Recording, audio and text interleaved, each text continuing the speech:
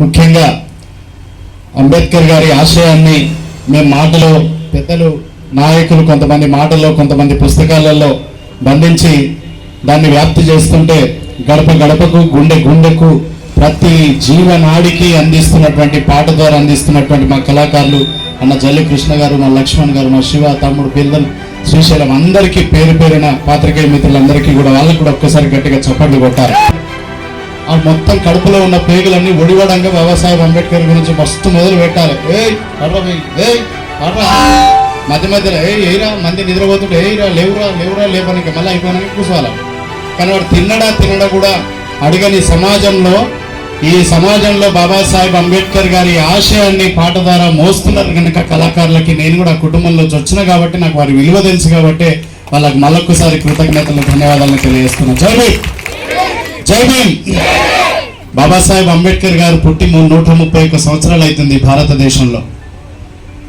మన ఇంట్లో పెద్ద మనిషి చచ్చిపోతే దసరా పండుగ నాడు పెద్దలకు ఎక్కించుకుంటాం, ఫోటో పెడతాం, దండం పెడతాం.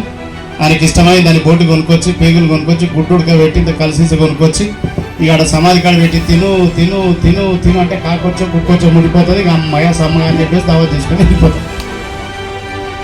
అయితే బాబాసాహెబ్ అంబేద్కర్ గారి జయంతికి వర్ధంతికి మనం టెంట్ వేసి మీటింగ్ పెట్టి దానికి 4 పెద్ద మనుషుల్ని పిలిచి కార్యక్రమాలు జరిపి దండలేసి జై కొట్టి జెండాలు కట్టి మన అందరం కలిసి ఒక పండుగ చేస్తున్నాం. ఒక ఇంట్లో కాదు, ఒక ఊర్లో కాదు, ఒక వాడలో కాదు, భారతదేశంలోని 29 రాష్ట్రాలలో ప్రపంచ 200 దేశాల్లో ఉన్నటువంటి దేశాలలో 16 దేశాలలో ఈరోజు బాబాసాహెబ్ అంబేద్కర్ గారి చిత్రపటానికి పూలమాల వేయబడింది. ఇదేం చిన్న విషయమా? ఇది ఎవరికైనా సాధ్యపడిందా ఈ దేశంలో? ఇంత పెద్ద పర్సనాలిటీ భారతదేశంలో పుట్టి ఉండగా ఈయన ఎవరు అనంటే ఒక ధర్మశాస్త్ర నిపుణుడు, ఒక పరిశోధకుడు, ఒక పరిశీలకుడు, వృత్తిరీత్యా న్యాయవాది, ఉపన్యాసకుడు, రచయిత, న్యాయశాఖ మంత్రి, ఈ భారత రాజ్యాంగ నిర్మాత, బుద్ధ ప్రవచనకర్త, మొత్తం ప్రపంచానికే ఐకాన్ ఆఫ్ ది నాలెడ్జ్ గా, లీడర్ ఆఫ్ ది నేషన్ గా ఉన్నటువంటి బాబాసాహెబ్ అంబేద్కర్ గారు ఏ ఊరికి పోయినా, ఏ చౌరస్తాలకు పోయినా, ఏ పెద్ద పెద్ద మహానుభావులు అందరి విగ్రహాలు మధ్యలో ఉంటాయి, లేకపోతే ఊరి చౌరస్తాలో ఉంటాయి. దానికి వారానికి అభిషేకం జరుగుతుంది.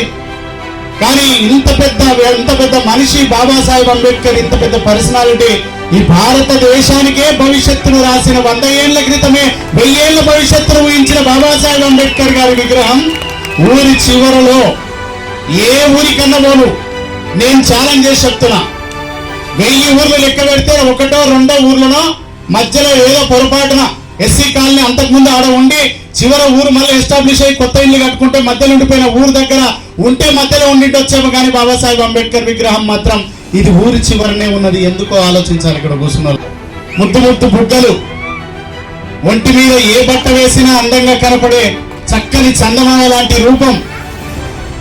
మరి ఎదిగిన తర్వాత ప్రపంచానికే చూపుడు వేలుతో మీ దారి ఏంటంటే అందరి దారి తూర్పు దారి అని ప్రపంచానికే తూర్పు దారి చూపించిన సమత, మానవత, సమానత, మానవతావాది బాబాసాహెబ్ అంబేద్కర్. కానీ బాబాసాహెబ్ అంబేద్కర్ గారి విగ్రహం బిజినపల్లి మండలంలో, తెలకపల్లి మండలంలో, నాగర్ కర్నూల్లో, తెలంగాణలో, మహారాష్ట్రలో, కేరళలో, తమిళంలో, కన్నడలో, ఒరిస్సాలో, మిజోరంలో, ఉత్తరప్రదేశ్లో, మధ్యప్రదేశ్లో, హిమాచల్ ప్రదేశ్లో, ఆంధ్రప్రదేశ్లో, జమ్మూలో, కాశ్మీర్లో, ఢిల్లీలో ఏడుందయ్యా అని వెతికితే పోతే ఊరి చివర నిలబడే ఉంటది. వై?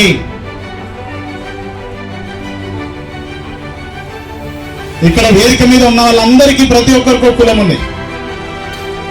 ఈ దేశంలో మహనీయుల విగ్రహాలన్నిటికీ కులాలు ఉన్నాయి. ఒక నదిలో 1000 టన్నుల ఐరన్ తో నిర్మితమైనటువంటి ఒక మహనీయుడికి ఆయనకు కూడా కులం ఉంది. అసెంబ్లీ దగ్గర, పార్లమెంట్ దగ్గర పెద్ద కూర్చొని కళ్ళు మూసుకొని చెక్కముక్కలను వేసుకొని కూర్చున్న మనిషికి కులం ఉంటది. ఒక ఆయన టోపీ పెట్టుకొని, బొట్టు పెట్టుకొని, జేవుకు పువ్వు పెట్టుకుంటే ఆయనకు పావురం పట్టించి ఆయనకు ఒక కులం ఉంటది.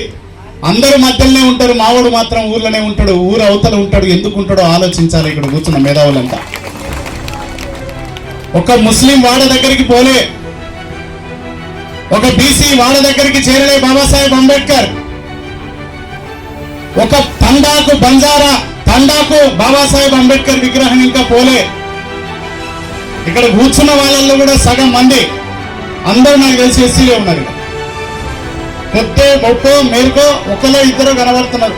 బీసీలు 3, 4, 5, ఒక మైనార్టీ సోదరులు 2 కనబడుతున్నారు. మనం కూడా మెంటల్ గా మనం ఏం ఫీల్ అయిపోయినానంటే బాబాసాహెబ్ అంబేద్కర్ విగ్రహం అని అంటే బ్లూ కాండు వేసుకుంటే అది ఎస్సీలది, మనం అడిగి పోవద్దు, మనం అది చేయొద్దు, అది మనది కానే కాదు. మనకేం సంబంధం రా భయ్? ఆడు మాది కూడా మాలోడు, వాడేందో చదువుకుంటాట పెద్దగైనట, వాళ్ళు దండలు వేసుకొని డబ్బులు కొట్టుకుంటూ తిరుగుతున్నారు, మనం ఎందుకు పోవాలరా భయ్ అని అనుకుంటున్నారు. గౌడన్న, యాదవన్న, ముదిరాజన్న, వడ్డరన్న, ఎరుకలన్న, చాకలన్న, మంగళన్న, మీ అందరికీ కూడా బ్రతుకునిచ్చింది బాబాసాహెబ్ అంబేద్కర్ జీఏ అన్న సంగతిని మళ్ళొకసారి యాది గుర్తు చేసుకోవాలి. ఎట్లా యాదికి చేసుకోవాలనంటే ఈ గడ్డాలు నెత్తురు కొరికే మంగళ ఆయన కష్టపడి తమ పిల్లలని నాలాగా నా వృత్తిలోకి రాకూడదు, బ్లేడు కత్తి వానికి ఉండొద్దు, నాలేక బతకొద్దని చెప్పేసి బడికి చేర్పిస్తున్నావు అని అంటే ఆ బడికి ప్రవేశం కల్పించిందే బాబాసాహెబ్ అంబేద్కర్. గుర్తుపెట్టుకో. నీ కొడుకో నీ బిడ్డనో డిగ్రీయో ఇంటర్మీడియట్ చదివి యూనివర్సిటీకి పోతే అక్కడ ఏ కేటగిరీ వస్తుందో ఆ లెక్క ప్రకారం ఎంట్రన్స్ లో బీసీడీయా, బీసీసీయా, బీసీఏనా, బీసీసీయా అని దొరకబట్టి ఎరకబట్టి 10 మంది ఉన్న పక్కన పెట్టి నీ బిడ్డకు జాబ్ వచ్చినా, ఉద్యోగం వచ్చినా, సీట్ వచ్చినా, ఏదొచ్చినా అది బాబాసాహెబ్ అంబేద్కర్ గారు పెట్టిన భిక్షను యాదికి పెట్టుకో. ఇది ఒక మంగళానికే కాదు, ప్రతి బీసీ కులం మేము వేరు, వాళ్ళు వేరు, మేము గొప్పలం, మేము పెద్దోళ్ళం అనుకునే ఈ దేశపు బీసీలందరూ కూడా క్షుణ్ణంగా ఆలోచించాలి.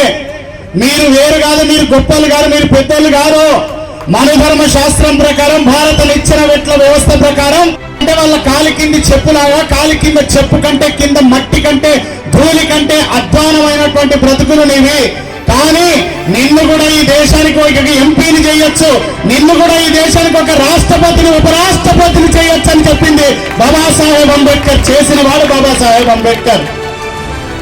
కానీ బాబాసాహెబ్ అంబేద్కర్ మీటింగ్ పెడితే మాత్రం ఎవరు రారు, ఎవరికి అవసరం లేదు. ఆయన పెట్టిన రిజర్వేషన్ కావాలి, ఆయన పెట్టే భూవ కావాలి, ఆయన చూపిన బతుకు కావాలి, ఆయన తెచ్చిన స్వాతంత్ర్యం కావాలి, ఆయన పంచిన స్వేచ్ఛ కావాలి. కానీ బాబాసాహెబ్ అంబేద్కర్ మాత్రం మాలమాల గోడుగలకే కావాలి. ఆలోచిద్దామా వద్దా?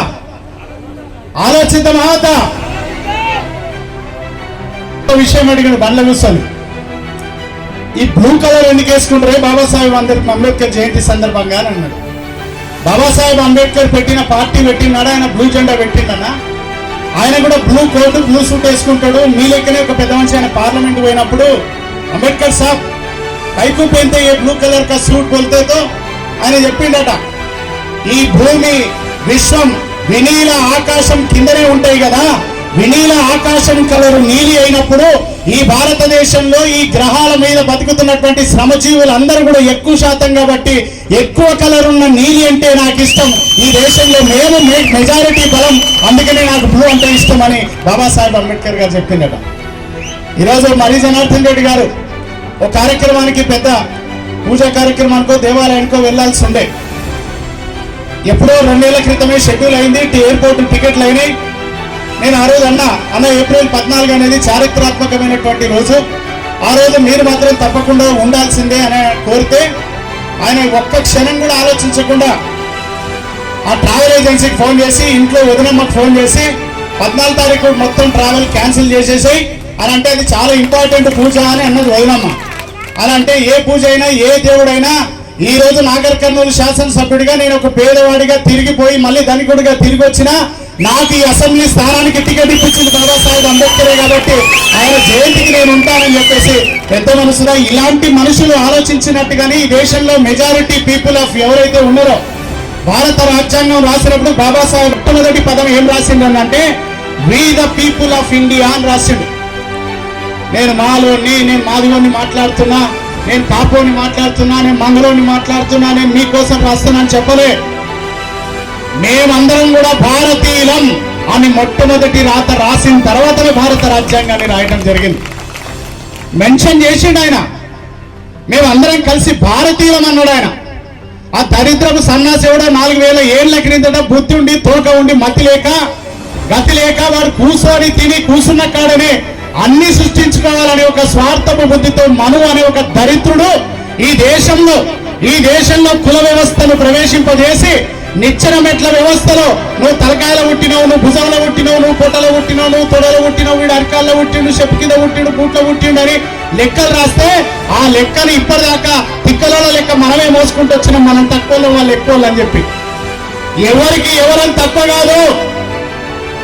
ఏ పని చేసేవాడైనా ఏ శ్రమజీవైనా అది మెదడుతో చేసినా శరీరంతో చేసినా ఇది మనందరం కూడా దేశ ఉత్పత్తిలో భాగం కాబట్టి అందరం గొప్ప వాళ్ళమే, అందరం మనుషులమే, అందరం సమానమే అని చెప్పిన వాడు మొట్టమొదటిసారిగా బాబాసాహెబ్. ఇవాళ భారతదేశంలో ఉన్నటువంటి కులాలు పక్క దేశానికి వద్దలేవు, పై దేశానికి వద్దలేవు.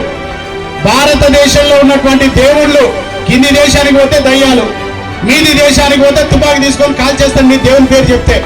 కానీ ఓన్లీ భారతదేశంలో ఉన్న 29 రాష్ట్రాల చుట్టూ 33 కోట్ల మంది దేవతలు, 36 మతాలు, 36 సంఘాలు. ఎంత తిక్కలం మనం, ఎంత అమాయకులం మనం. ఇది నమ్మి 4000 ఏళ్ల నుంచి ఇదే మోసుకుంటూ బతుకుతున్నాం. ఇప్పటికైనా ఆలోచన మొదలు పెట్టాలి. నిజమేనా ఇది అబద్ధమా అని బాబాసాహెబ్ అంబేద్కర్ గారికి జయంతికి వచ్చిన ప్రతి బిడ్డ ఆలోచనకు మొదలు పెట్టాలి, పదులు పెట్టాలి. దండేసినంత మాత్రమే సరిపోదు, కండువా మెడలేసినంత మాత్రమే సరిపోదు. బాబాసాహెబ్ అంబేద్కర్ జీ ఏం మాట్లాడిండో, ఏం రాసిండో ఆ గ్రంథంలో ఒక్క పదం గనక మనం నేర్చుకోగలిగితే, ఆయన రాసిన 395 ఆర్టికళ్లలో ఒక్క ఆర్టికల్ గనక చూడగలిగితే అది ఎవరి కోసం రాసిండో అర్థం చేసుకోగలిగితే బాబాసాహెబ్ అంబేద్కర్ విగ్రహం బిజినపల్లి చౌరస్తలో కాదు ప్రతి ఒక్కరి గుండెల్లో నిలిచిపోతుంది. ఇంతమంది మహనీయులు ఉండగా బాబాసాహెబ్ అంబేద్కర్ గారి గురించి గొప్పగా ఇలా మాట్లాడుకుంటున్నాము అంటే, నేను మైక్ పట్టుకున్నానంటే ఈ బిజినపల్లి రోడ్డు మీద రోడ్డు బ్లాక్ చేసి స్టే చేసి మైక్ పట్టినమనంటే ఈ స్వేచ్ఛనిచ్చింది కూడా బాబాసాహెబ్ అంబేద్కర్ గారే. ఇలా కూర్చున్న మా అమ్మలు ఉన్నారు, వాళ్ళకి పాపం ఇంకా నేనేం మాట్లాడుతున్నానో సగం అర్థమయ్యే అర్థం కాదు, ఏందో పిల్లగాడు గట్టి కొడుతున్నా అనుకుంటున్నాను. కానీ వీళ్ళకి తర్వాత చదువుకున్నటువంటి కొద్దిమంది ఉన్నారు. చదువుకున్నటువంటి 30-40 ఏళ్ల వయసులో ఉన్నటువంటి మహిళలు, వాళ్ళ పిల్లల్ని బడికి పంపిస్తున్న నడి వయసు మహిళలు, ఈ చిన్న పిల్లలు ఇప్పటి నుంచి ఆలోచించడం మొదలు పెట్టాలి. ఎవరి కోసం మొదలు పెట్టాలనంటే వంటింట్లో కేవలం బానిసలుగా బానిసకొక బానిసగా బ్రతుకుతున్న ఆడవాళ్ళని బయటకు వచ్చేటట్టు, వాళ్ళు కూడా ఈ భారతదేశానికి ప్రధాని కావచ్చు, రాష్ట్రపతి కావచ్చు, లైన్లో నిలబడి ఓటు వేయొచ్చు, వాళ్ళు కూడా సర్పంచులుగా పోటీ చేయొచ్చు, మగవాళ్ళతో సమానంగా ఆస్తి హక్కును కూడా వాళ్ళకు కూడా ఇవ్వాలి, వాళ్ళు మగవాళ్ళ కంటే ఒక భాగం ఎక్కువనే కానీ తక్కువ కాదని చెప్పేసి భారత రాజ్యాంగంలో వాళ్ళకంటూ హక్కు కావాలని గాంధీతో నెహ్రూతో రౌండ్ టేబుల్ సమావేశంలో కొట్లాడి నోరు మూసుకో అంబేద్కర్ నీకేం తెలుసు గప్చు కూర్చో, ఇది మా గవర్నమెంట్ మా సర్కారు మేం చెప్పినట్టు తినాలంటే కూడా లేదు. భారతదేశ మహిళలకు స్వేచ్ఛ స్వాతంత్రం కావాలి, అలా స్వేచ్ఛ స్వాతంత్రం ఇవ్వకపోతే మీరు ఇచ్చినటువంటి న్యాయశాఖ మంత్రి పదవి కూడా నాకు వద్దు అని రాజీనామా చేసి భారత మహిళల కోసం బయటకు వచ్చిన మహాపురుషుడు బాబాసాహెబ్ అంబేద్కర్. ఆయన కోసం భారత మహిళలందరూ కూడా ఆలోచించాలి. నింగిలో సగం, భూమిలో సగం, మనిషిలో సగం, శివుల్లో సగం అని అనుడు మాత్రమే కాదు, ఇది గుర్తించింది ఏ దేవుడు కాదు, ఇది గుర్తించింది ఏ పార్టీ కాదు, ఇది గుర్తించింది ఏ రాజకీయ నాయకుడు కాదు, కేవలం భారతదేశంలో బాబాసాహెబ్ అంబేద్కర్ మాత్రమే. ఆయన ఒక్కడే మిమ్మల్ని గుర్తించిండు. కనుకనే ఇవాళ ఇంతమంది ఇక్కడికి రాగలిగిండ్రు. వేదిక మీద మా సోదరి మనులు కూడా ఒక మైనార్టీ సోదరిమణి ఇక్కడికి వచ్చింది. అన్నా నేను ఉత్తమ ఉపాధ్యాయులుగా అవార్డు అందుకున్నా, అది మరి జనార్దన్ రెడ్డి అన్న కోచింగ్ సెంటర్ లో చదువుకొని దాని ద్వారా ఉద్యోగం పొంది నేను ఇవాళ ఉపాధ్యాయురాలుగా వచ్చినని చెప్పి సోదరి గర్వంగా పైకి వచ్చి మాట్లాడుతున్నది. ఈ స్వేచ్ఛనిచ్చింది కూడా బాబాసాహెబ్ అంబేద్కరే. అందుగలడు ఇందు లేడందు సందేహంబు గలదు, ఎందెందు వెతికిన అందందు గలడు. ఆయన అందందు గలడే కానీ ఊరవతల్లే కలడు అన్నది దేశం. ఊరు అవతల నుంచి ఊరి మధ్యలోకి బాబాసాహెబ్ అంబేద్కర్ వచ్చినప్పుడు, ఊర్లో ఉన్న సకల కులాలు బాబాసాహెబ్ అంబేద్కర్ మీటింగ్ కు వచ్చినప్పుడు బాబాసాహెబ్ అంబేద్కర్ విగ్రహం అనంటే ఇది మన అందరి జీవితాల్లో వెలుగు నింపిన విగ్రహం అని భావించినప్పుడే ఆయన బాబాసాహెబ్ అంబేద్కర్ జయంతి కానీ వర్ధంతి కానీ నిజమైన అర్థం వస్తుంది. ఆ అర్థం రావాలంటే, అది నెరవేరాలంటే ఇక్కడ కూర్చున్న యువకులు, రాజకీయ నాయకులు, సర్పంచులు, ప్రజాప్రతినిధులు, కాబోయే పౌరులు అందరూ కూడా రేపు వచ్చే జయంతి వర్ధంతి నాటికి ఈ సభా ప్రాంగణం అంతా బీసీలతో, మైనార్టీలతో, తండా వాసులతో నిండిపోయేటట్టుగా ప్రయత్నం చేయాలి. అది ప్రమాణం చేసే పోవాలి ఇక్కడ నుంచి తప్ప సప్పట్లు కొట్టి సంకలు గుద్దుకొని మన కాడికి మనం ఇంట్లోకి పోయి దావతులు చేసుకుంటే జయంతి ఉత్సవం కాదు మిత్ర. చేతమావత చేతమావత చుక్కల్లో చంద్రుడా.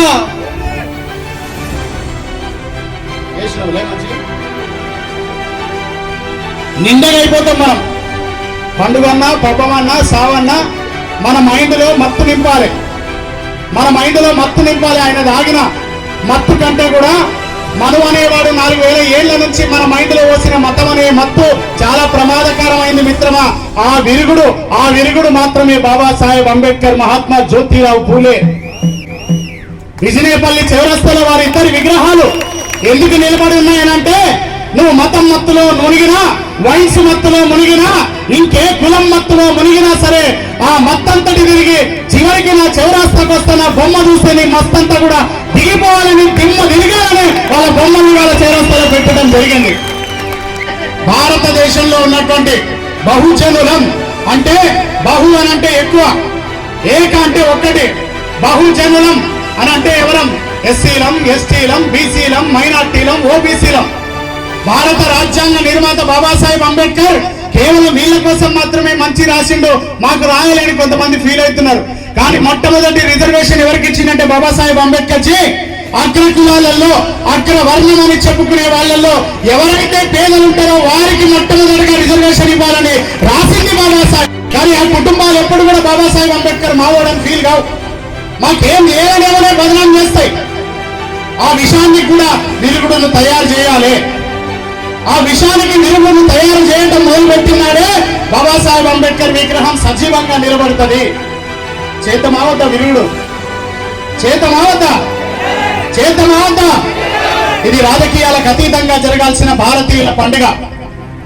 ఇది రాజకీయాలకు అతీతంగా, మతాలకు అతీతంగా, కులాలకు అతీతంగా, ప్రాంతాలకు అతీతంగా, రాష్ట్రాలకు అతీతంగా జరగాల్సినటువంటి భారతీయ మహాపండుగ బాబాసాహెబ్ అంబేద్కర్ జయంతి ఉత్సవం. ఇది ఇంత గొప్ప ఉత్సవాన్ని విజనేపల్లిలో నడి చౌరస్తాలో పెట్టాలి, అద్భుతంగా జరపాలని ఇక్కడ కూర్చున్నటువంటి దళిత నాయకులందరూ కూడా ఆలోచించడం, దానికి మంగి విజయ్ కుమార్ గారు బాధ్యత తీసుకోవటం, ఈ మీటింగ్ కావాల్సినటువంటి ఏర్పాట్లన్నీ కూడా A to Z, pin to pin నేను భరిస్తానని చెప్పేసి ముందుకొచ్చిన గౌరవ శాసనసభ్యులు మరి జనార్దన్ రెడ్డి అన్నకు కూడా మళ్ళొక్కసారి ధన్యవాదాలు. అంబేద్కర్ గారు ఈ ధ్యాస అంతా ఏమున్నదంటే, నా ఇల్లేమాయ, నా ఆసరా పింఛనేమాయ, చూస్తలేవు నా దిక్కు, ఎప్పుడు వెళ్ళిపోతుందో, ఈ మీటింగ్ ఎప్పుడైతే ఎమ్మెల్యేకి దస్తా ఇవ్వాలనో, దస్కిల్ ఇవ్వాలనో అని పైరవీలనే కూర్చున్నది ఆమె. నాకేం లేదు.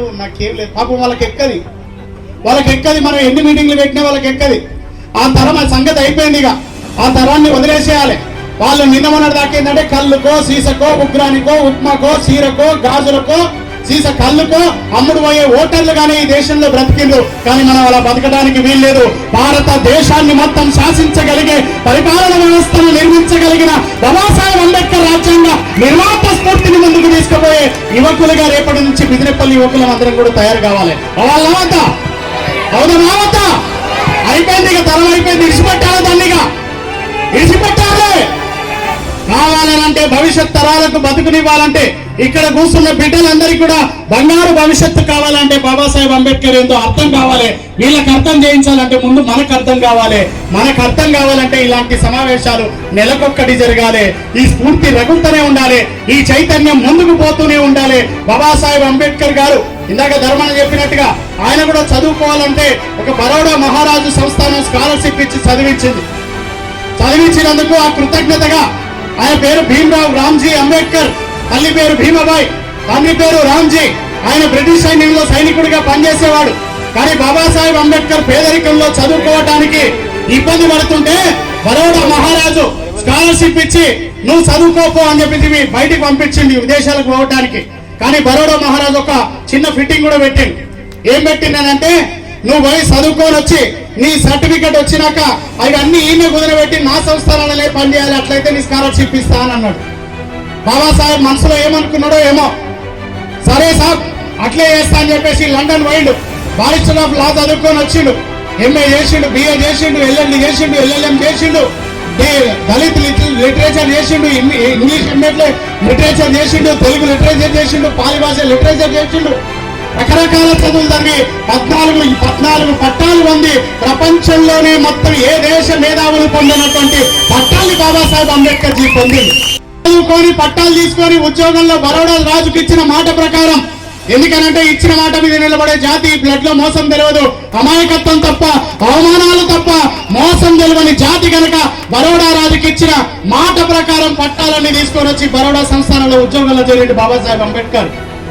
చదివితే ఆ సంస్థానంలో 10వ తరగతి పేరైన సన్నాసి, మెట్రికులేషన్ కూడా పాస్ కానీ ఇంకొక దత్మామ్మ, 16 డిగ్రీలు పట్టాలు పొందిన ప్రపంచ మేధావి, icon of the knowledge and ఐక్యరాజ్య సమితి ముద్ర వేసినటువంటి బాబాసాహెబ్ అంబేద్కర్ బరోడా మహారాజా సంస్థానంలో ఉద్యోగంలో చేరితే, ఆ ఉద్యోగంలో ఉన్న 4-5 కుర్చీలలో కూర్చున్న అగ్రకులాల అని చెప్పుకునే ఎదవలు కొంతమంది బాబాసాహెబ్ అంబేద్కర్ గారిని మళ్ళీ అవమానించడం మొదలు పెట్టిండ్రు.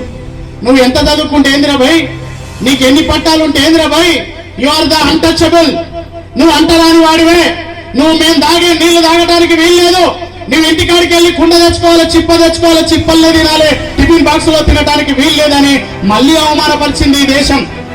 అక్కడి నుంచి బరోడా రాజుకు క్షమాపణ చెప్పి, నేను ఆకలి ఉండగలను కానీ అవమానంతో ఉండలేను రాజా, అవసరమైతే నీ సేవ కోసం ఎప్పుడు పిలిచినా సిద్ధంగా ఉంటా, కానీ ఇలాంటి నీచుల మధ్య నేను ఉద్యోగం చేయాలని రాజీనామా చేసి ఆత్మగౌరవంతో బయటకు పోయినవాడు.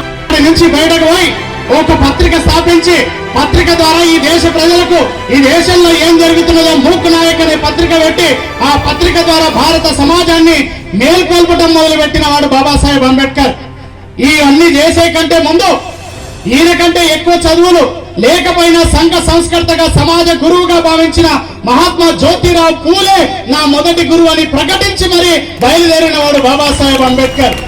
అక్కడి నుంచి ఆయన ఆలోచనలన్నీ భారతదేశం ఎట్లా మారవాలి, ఈ కులాలన్నిటికీ కూడా ఎట్లా న్యాయం జరగాలి, వీళ్ళు కుండలు చేసే వాళ్ళుగా, బట్టలు ఉతికే వాళ్ళుగా, గడ్డాలు గీకే వాళ్ళుగా, లేకపోతే ఇంకో కులవృత్తి చేసే వాళ్ళుగానే ఉండాలనా, నీరడికాడుగా, లేకపోతే వ్యవసాయంలో పంట పొలాలలో బురదలో ఆకలికి చెమటకు మట్టి వాసనల మధ్యనే ఉండాలనా, వీళ్ళు కూడా భారత పార్లమెంటులో అడుగు పెట్టాలి కదా అనే ఆలోచనలు మొదలుపెట్టిన వాడు బాబాసాహెబ్ అంబేద్కర్.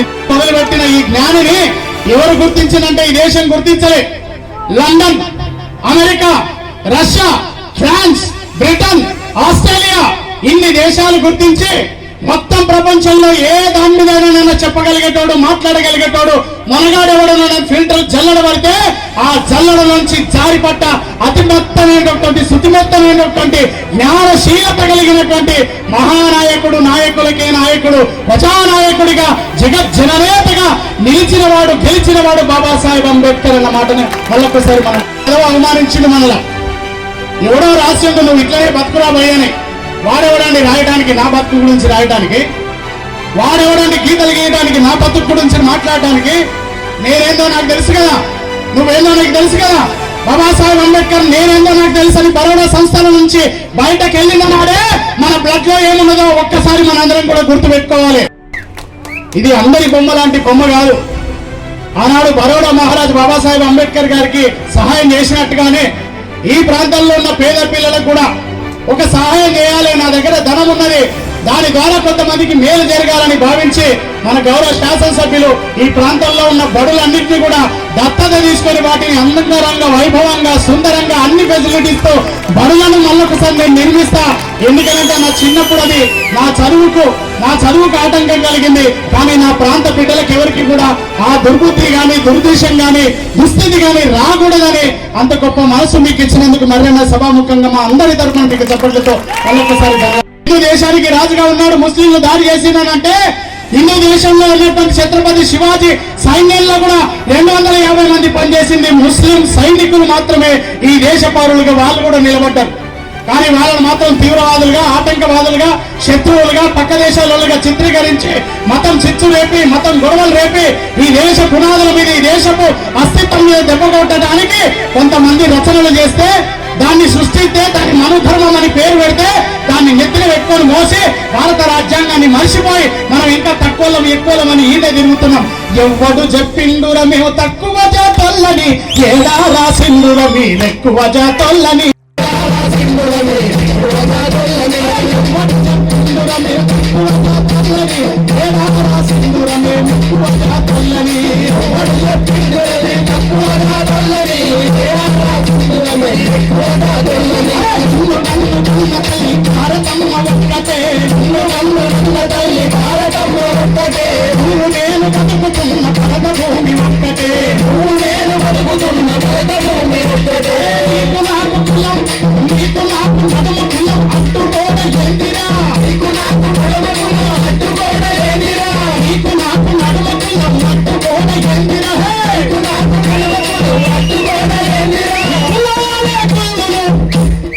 ఈ కులం అనే కులము సృష్టించింది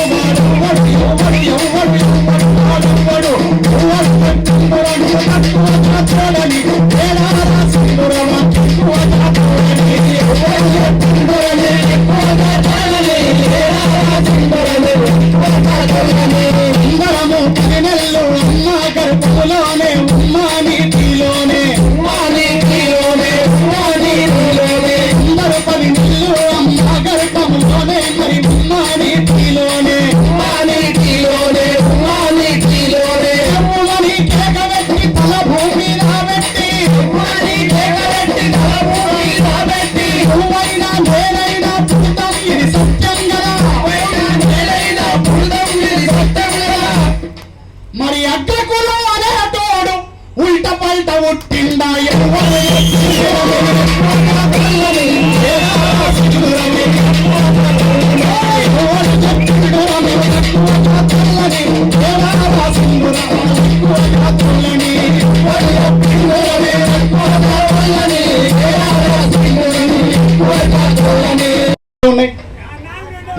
నీకు 2 కాళ్ళే ఉన్నాయి, నీకు 3 ముక్కులున్నాయా, 4 చేతులున్నాయా, 20 కళ్ళున్నాయా, 60 కాళ్ళున్నాయా, 20 కళ్ళున్నాయా, 60 కాళ్ళున్నాయా, 20 కళ్ళున్నాయా, 60 కాళ్ళున్నాయా. తరగతి గదిలో ఎక్కువ అని ఎవరిని అంటారు? వీనికి 35 వస్తే, వానికి 36 వస్తే వాడు ఎక్కువ, వాడు కొంచెం ఫస్ట్ వాడిని ముందర కూర్చోబెట్టారు అని అంటారు. అవునా కదా? మరి మానవ శరీరంలో ఏ అంగం ఎక్కువ ఉన్నా సరే వాడు ఎక్కువడే మరిగా. నిజమేనా కాదా?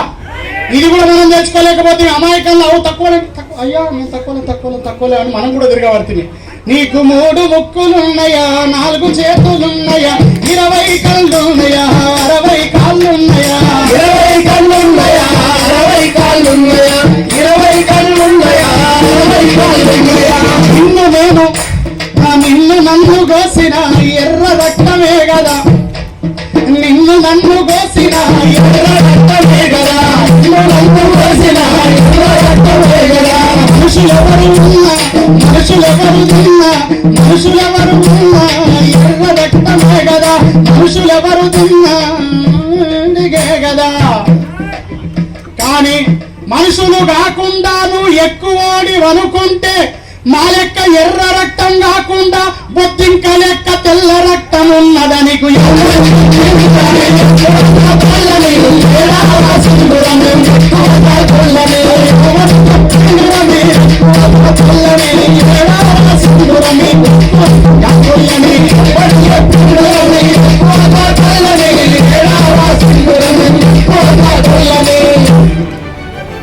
ఎట్లా ఎక్కువ తప్ప నిర్ణయించారు?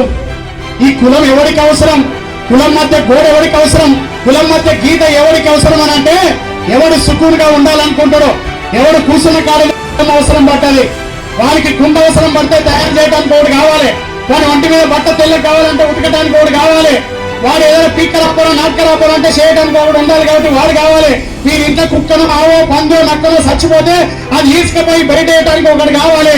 ఇందుకు పలన పలన పలన పలన పలన పలన పలన పలన పలన పలన అని కులాలన్నీ సృష్టించి నువ్వు ఆడుండాలి, నువ్వు వీడుండాలి, నువ్వు వీడుండాలి, ఈడుండాలి, ఈడుండాలని వాడెవడో పెడితే మన ఆందోళన ఇంకా జరుగుతలేము. ఇంకా చెస్ బోర్డ్ లో ప్రాణం లేని బొమ్మలన్న అటు ఇటు జరుగుతాయి కానీ ఈ భారతదేశంలో మనుషులుగా సజీవంగా ఉన్న మనం మాత్రం ఇంకా ఎస్సీలం, బీసీలం, ఎస్టీలం, మైనార్టీలం జరుగుతలేం. బుద్ధి బుద్ధి బుద్ధి తెచ్చుకోవాలి, బుర్రకు పదులు పెట్టాలి సోదరుల. 180 రూపాయలు బీర్ కాస్ట్, 180 రూపాయలు క్వార్టర్ కాస్ట్, పులిగాటలు కొంటే 2000 రూపాయలు రోజు కోట అయిపోగొడతారు. కానీ 1050 రూపాయలు పెడితే భారత రాజ్యాంగం బుక్ స్టాల్లో దొరుకుతుంటది. ఒక్కరన్నా తీసుకొచ్చి బిడ్డ రోజుకోటి చదివి వినిపించాలని మన పిల్లలకి ఎంతమందికి తెచ్చిపెట్టినాము? చేతులు గుండె మీద చేతులు వేసి ఆలోచించాలి. ఎంతమంది ఇంట్లో భారత రాజ్యాంగం ఉన్నది? ఎంతమంది ఇంట్లో ఉన్నది? ఇంతమంది వస్తే 3 ఇంట్లలో ఉన్నది. అది కూడా నాయకులే, వీళ్ళు మన నాయకులు తప్ప మిగతా కాదు. లీడర్ల ఇళ్లలోనే ఉన్నది. సోదరులారా, మీ అందరికీ చేతులు జోడించి రిక్వెస్ట్ చేస్తున్నా. హైదరాబాద్ పోతారు, మీరు ఎప్పుడైనా మహబూబ్నగర్ పోతారు, లేకపోతే మీ దానికే ఒక విశాలాంధ్రలో ఏదైనా బుక్ పెట్టుకొని ఒక వ్యాన్ వస్తుంది. ఆ వ్యాన్లకు పోయి 300 400 మీకు ఎంత దోస్తే అంత బాబాసాహెబ్ అంబేద్కర్ గారు భారత రాజ్యాంగ గ్రంథాన్ని, ఆయన రచనల్ని, ఆయన ఉపన్యాసాన్ని, పుస్తకాన్ని కొనుక్కోండి. మీ పిల్లలకి ఇచ్చి ఒక్కొక్క పేజీ ఒక్కొక్క రోజు చదివించుకోండి. మీ బ్రతుకులకు దారి ఎట్లా పడదో మనం కూడా చూద్దాం. రేపటికెళ్ళి బయలుదేరుదాం. ఈ దేశం మనది, ఈ రాజ్యమే మనది. కానీ ఈ దేశంలో మైనార్టీలు అనేవాళ్ళని ఎవరిని తీసుకొచ్చాడంటే, ఈ దేశంలో మైనార్టీలు ఎవరంటే డైరెక్ట్ గా ముస్లింలు దిక్కేపోతాయి. ఈ దేశంలో మైనార్టీ అని మనం కూడా మాట్లాడతాం. ఈ దేశంలో మైనార్టీ అంటే క్రిస్టియన్ దిక్కేపోతుంది చెయ్యి. కానీ అసలైన మైనార్టీలు ఎవరంటే ఈ దేశంలో 3% ఉన్న వాళ్ళు ఈ దేశంలో మైనార్టీ. కానీ ఈ 75 దేశాన్ని వాళ్ళే పరిపాలించారు. 75% ఉన్న మెజార్టీలో మనం ఎప్పుడు కూడా పరిపాలించలేదు. పరిపాలన కావాలి ఈ దేశంలో. ఈ దేశపు రాజ్యాంగపు పగ్గాలు, రాజ్యపు పగ్గాలు మన చేతికి రావాలని అంటే రాజ్యాంగం చదవటం మొదలు పెట్టాలి. మిగతా మత గ్రంథాలు పక్కన పెట్టాలి. ఎల్లమ్మలు, పోషమ్మలు, దుకాణాలు, మల్లమ్మలు, బోనాలు, గీనాలు, తిరణాలని కళ్ళు సీతల చుట్టూ, కళ్ళు కుండల చుట్టూ, యాపరిళ్ళ చుట్టూ, యాటపోదల చుట్టూ, నల్లకోళ్ళ చుట్టూ తిరిగి బతకాలం చేయకండి. మీరు పోతిరు కానీ పిల్లల్ని మాత్రం పండుగల చుట్టూ, పబ్బాల చుట్టూ, మూఢనమ్మకాల చుట్టూ తిప్పద్దు. బాబాసాహెబ్ అంబేద్కర్ విగ్రహాన్ని చూపించండి. బతుకెట్ల ముందరికి పోదాం. మనం కూడా బిజినపల్లి చౌరస్తాలు కూర్చొని లెక్కలేసుకుందాం. మనందరం కూడా భారత రాజ్యాంగ నిర్మాత బాబాసాహెబ్ అంబేద్కర్ ఆశయాన్ని పండిద్దాం. కదలాలంటే ఏం చేయాలి? మరి కదలాలంటే ఏం చేయాలి? నిజాలు తెలుసుకోవాలి. ఇప్పటి నుంచి అయినా సరే మన ఇళ్లలో బైబిల్ లేకపోయినా, భగవద్గీత లేకపోయినా, ఖురాన్ లేకపోయినా నష్టమేం లేదు. కానీ మన పిల్లలు ఒక పూట అన్నం తినకపోయినా, వాళ్ళ ఒంటి మీద బట్ట లేకపోయినా, వాళ్ళు పండుగ చేయకపోయినా, దసరా, ఉగాది, సంక్రాంతికి ముగ్గు లేకపోయినా, మామిడాకులు కట్టకపోయినా, బంతి పూరణాలు కట్టకపోయినా, ఎల్లమ్మకు బోనం ఎత్తకపోయినా మనకేం కొంపలు మునగవు. కానీ బాబాసాహెబ్ రచించిన భారత రాజ్యాంగ గ్రంథం ఇంట్లో పెట్టుకుంటేనే మనకు మంచి జరుగుతుంది. ఈ విషయాన్ని అందరూ కూడా దళిత బంధు అనే పథకాన్ని తీసుకొచ్చింది. ఈ దళిత బంధు ముఖ్యమంత్రి కేసీఆర్ గారు ఎందుకు తెచ్చిందో ఇంకో సందర్భంగా దళిత బంధు మీటింగ్ పెట్టినప్పుడు నేనే వచ్చి వివరిస్తా. దానికోసం నేనే మాట్లాడతా. దళిత బంధు ఎందుకు తెచ్చిందంటే, ఎవడో నిన్ను మూల కూర్చోమని చెప్పి కూర్చోవద్దు. నీకు కూడా శక్తి ఉన్నది, నీకు కూడా తెలివి ఉన్నది, నీకు కూడా సత్వం ఉన్నది, నీకు సామర్థ్యం ఉన్నది. అది మొత్తం నిరూపించాలంటే నీ చేతికి కొంత ధనం కావాలి. ఆ ధనం రాష్ట్ర ప్రభుత్వం నీ చేతికి ఇస్తుంది. నువ్వేంటో నిరూపించు. ఈ దేశంలో పైసలున్నాడే గొప్పడు, ఈ దేశంలో పైసలున్నాడే గొప్పడు, ఈ దేశంలో కొత్త బట్ట కట్టినోడే గొప్పవాడు, ఈ దేశంలో ఎవరి బాడీ మీద ఎక్కువ సెంటు వాసన వస్తుందో వాడే గొప్పవాడు అని నిర్ణయిస్తున్నది ఈ దేశం అంతా. కనుక నువ్వు ధనికుడివి కావాలి. పేదవాడిగా పుట్టిండొచ్చు కానీ పేదవాడిగా మాత్రం చచ్చిపోవడానికి వీల్లేదు అని బాబాసాహెబ్ అంబేద్కర్ చెప్పిన మాటను ఇవాళ కేసీఆర్ గారు నిజం చేయాలని దళిత బంధు అనే అద్భుతమైనటువంటి పథకాన్ని కూడా మన కోసం తీసుకొస్తున్నాడు. దాన్ని అందిపుచ్చుకోవాలి. అవకాశం చేతికి వచ్చినప్పుడు నీ లక్ష్యం చేరడానికి, అది కొండను పాకటానికి ఉపయోగించుకోవాలని బాబాసాహెబ్ అంబేద్కర్ ఆనాడే తన ఉపన్యాసంలో చెప్పినట్టుగా ఆ స్ఫూర్తిని బిజినపల్లిలో అందుకొని రేపటి నుంచే ఈ చైతన్యాన్ని ముందుకు తీసుకుపోదామని మళ్ళొక్కసారి విజ్ఞప్తి చేసి, బాబాసాహెబ్ అంబేద్కర్ గారి జయంతి సందర్భంగా ఇంతమంది పెద్దలు ఇంత సమయాన్ని వెచ్చించి ఇంత గొప్ప కార్యక్రమం చేసినందుకు నిర్వాహకులందరికీ కూడా ధన్యవాదాలని తెలియజేస్తూ, జై తెలంగాణ, జై భీమ్, జై భారత్, జై భీమ్. బాబా అంబేద్కర్ బడుగులకు భాస్కర మీరే లేకుంటే బాబా అంబేద్కర్ బడుగులకు భాస్కర మీరే లేకుంటే మేమైపోతుంటిమో మీరే రాకుంటే మేము బతుకుతుంటిమో మీరే రాకుంటే బతుకుతుంటిమో బాబా అంబేద్కర్ బడుగులకు భాస్కర మీరే లేకుంటే మేమైపోతుంటిమో బడుగులకు భాస్కర మీరే లేకుంటే మేమైపోతుంటిమో మీరే రాకుంటే మేము బతుకుతుంటిమో మీరే రాకుంటే మేము బతుకుతుంటిమో భీమరాయి కడుపున మీద పుట్టకపోయుంటే భీమరాయి కడుపున మీద పుట్టకపోయుంటే ఈ తండ్రి రాంజీ నిన్ను బడికి పంపకుంటే ఈ తండ్రి రాంజీ నిన్ను బడికి పంపకుంటే అది నిన్ను వలి వేసి నిన్నది కుంగిపోయి ఉంటే నిన్నది కుంగిపోయి ఉంటే అవమాన భారముతో ఆగిపోయి ఉంటే అవమాన భారముతో ఆగిపోయి ఉంటే ఈ బుడక భూమి పైన పుట్టకపోయుంటే పుట్టకపోయుంటే భారత రాజ్యాంగాన్ని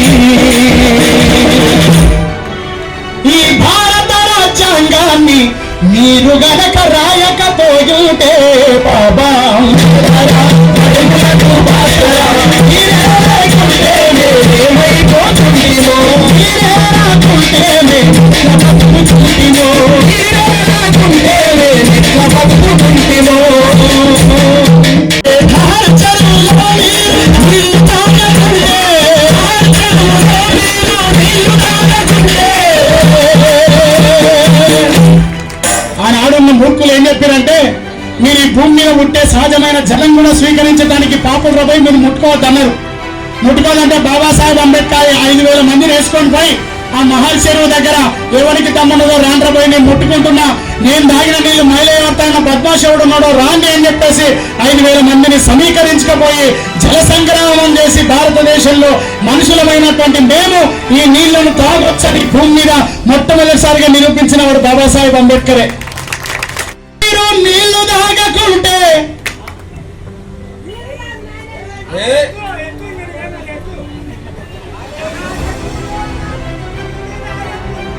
మీకు మొత్తం నీకు సక్కగాయండి మంచి ఫస్ట్ మంచిగా లేకుండే చేశారు కదా.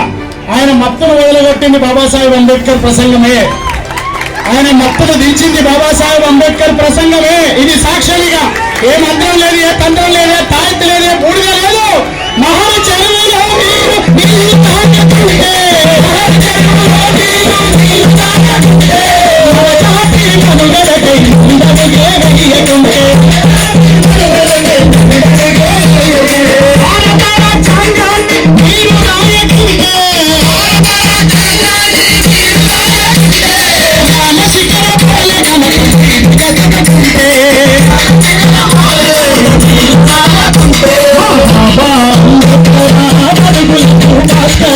భారతదేశానికే మీరే దిక్కయ్యా అంబేద్కర్ బడుగులకు భాస్కర భారతదేశానికే మీరే దిక్కయ్యా బాబా అంబేద్కర్ భారతకే భాస్కర బాబా అంబేద్కర్ భారతకే భాస్కర మీరే లేకుంటే మేమైపోతుంటిమో అంబేద్కర్ భారతకు భాస్కర మీరే లేకుంటే మేమైపోతుంటిమో చంద్రుడా బహుళ జాతి సూర్యుడా చంద్రుడా బహుళ జాతి సూర్యుడా జనుల దేవుడా బాబా అంబేద్కర్ జనుల దేవుడా బాబా అంబేద్కర్ మట్టిలోనే మాణిక్యాలు ఉంటాయన కాలికి మట్టిలోనే మాణిక్యాలు ఉంటాయన కాలికి మరో ఉదాహరణలే మానవ మహనీయుడా అంబేద్కర్